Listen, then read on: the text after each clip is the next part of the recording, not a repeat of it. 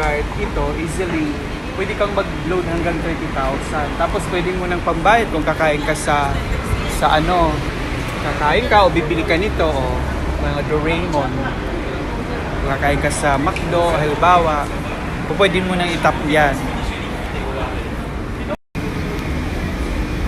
Ayan, Donald.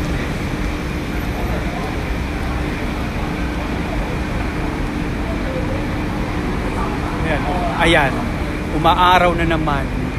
Kanina umulan, di ba? Tingnan mo, umulan. Ngayon, napaka-araw na naman. Ang ano dito, weather. Minsan uulan, minsan napaka-init. So, oh, di ba? Ayan na.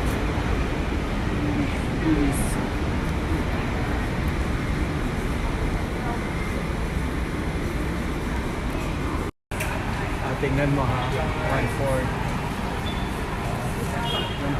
Yung tubig nila na yung ml pa to? Na 50 ml,